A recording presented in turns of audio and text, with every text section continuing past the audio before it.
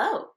So today we're going to talk about how to speak in public confidently because the sound of your knees knocking is a surefire way to say, I don't got this.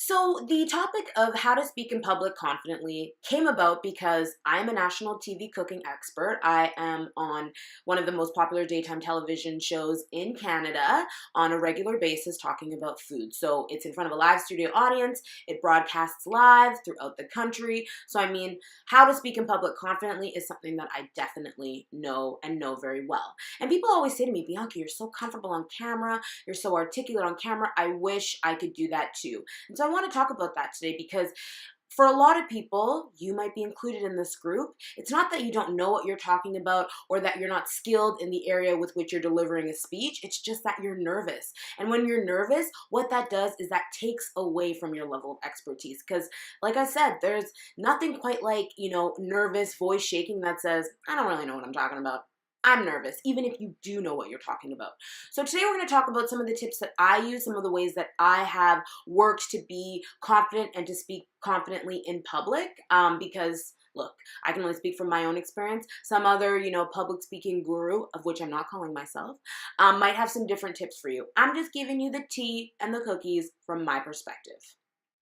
So the first thing that I always say to myself before any, presentation, workshop, television appearance is that I'm not out here curing juvenile diabetes. Now, maybe what you're talking about is to the point of curing juvenile diabetes, but I say all of this to say that learning how to speak in public confidently really just boils down to understanding that you're probably not having anyone's life on the line based on what you're saying in that very moment, based on you having like a knock it out of the park performance. And so knowing that takes the pressure off, it takes the air out of it so that you're not just like wound up. Because so often you see people and they're in front of a crowd and it's like they freeze. They start to speak really fast, or they miss points, or they lose their spot, or they're saying sorry, all of those things. And that just comes from putting a little bit too much weight on the presentation. Now, it might be a presentation that is a big deal, but still taking the pressure off allows you to be yourself. It allows you to infuse like humor and funniness in places. And it also just like allows you to be you. Because I think when it comes to any presentation, I know for myself, being myself is and always will be the differentiating factor in whether it's a success or not. Because when I go out and I do a workshop or I do something on television and I'm not being myself and I'm being wound up and I'm trying to do something and be something that I'm not, that's when it just goes tits up. So I want you to do something. I want you to, because that is low key, but like high key, the most important thing about speaking in public confidently. Take a breath. Take a full beat.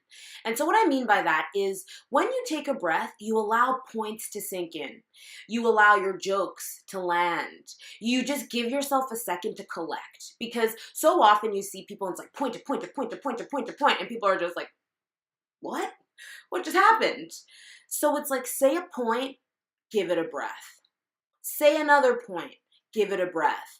I even write in some of my notes, breathe, ask for crowd reaction, breathe, ask a question. Even if it's a huge group of people, asking a question gets people sort of like thinking, rumbling, blah, blah, blah, blah. Do you know what I mean? And it gives you a second to take a beat. Especially if you want to infuse some humor, you have to give people a chance to laugh, to get the joke. We all know that person that takes like a couple of seconds.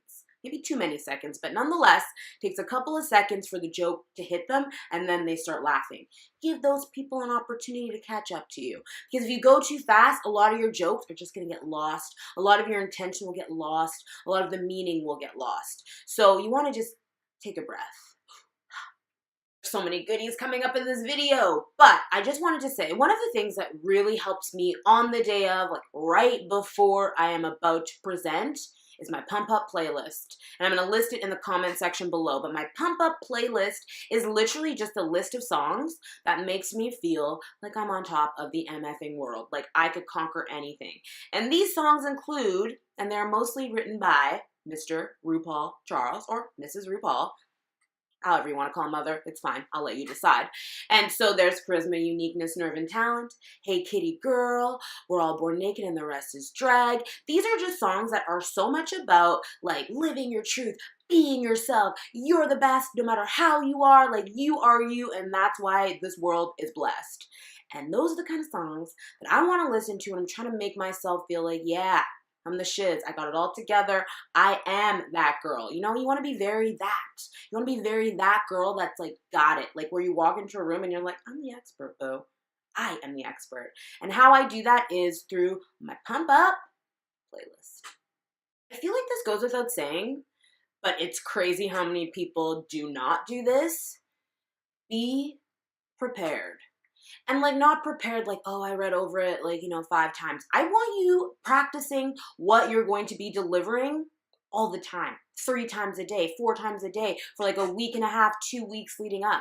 Because knowing how to speak in public confidently really just comes down to like knowing it inside and out. Because why? Not because you don't know what you're talking about, but this gives you an opportunity to really scope out where it's going to be perfect to take a breath, where a joke would be perfectly placed, where a question would be perfectly placed. Once you practice all the time, it leaves room for that serendipity, for the spontaneous, for those things off the cuff, especially, and this is in my case especially, and especially if you want to be like on TV in tandem with someone. So it's someone's show and you're presenting and talking to them. Giving yourself that opportunity to understand where there's going to be natural flows in conversation. It will also give them cues as well. I've been told so many times that I'm great to work with because I have that natural ability to find where it's going to be good for a joke, good for a chat, good for a question. And this isn't just a natural ability. I know I just said this is my natural ability. It's not. It's because I practice until I know it inside and out. Like I could wake up when I'm still like bleary-eyed and rehearse it in my head perfectly every time. Because once you know it through and through, back of your hand, like, like every, birthmark you have on your body or your partner has on his body, wink, that's when you leave those little moments for brilliance within your presentation. This is one thing that, like, I'm sure a lot of people do, but I haven't heard a lot of people talk about it. Because a lot of people say, picture the whole audience naked. I don't want to picture an audience naked. There's some people in an audience, no offense. I don't want to see your dingling. I don't want to see your titties. I don't want to see any of it. I just want to speak to you and educate you. But what I will say is find the kind eye or eyes. And that means there's going to be people in every audience that is just giving you life. They want you to do so well. Might be your family member, might be your mom, your aunt, your grandma, your friend, who knows.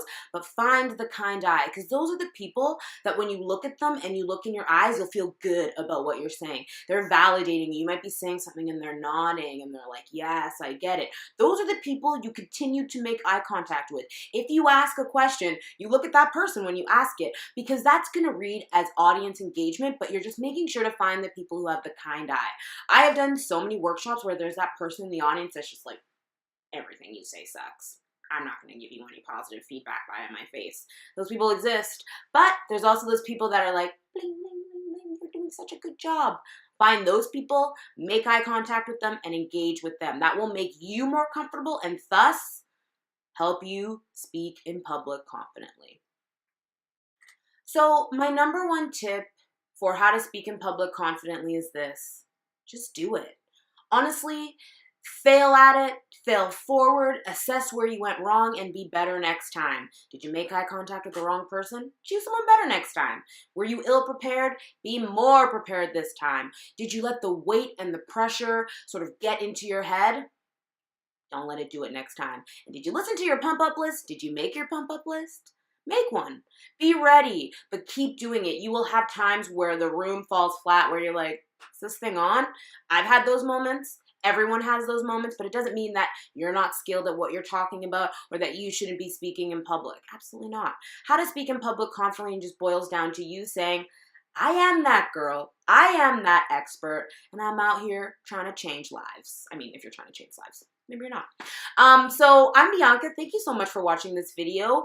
I hope that you have a wonderful day, and please subscribe.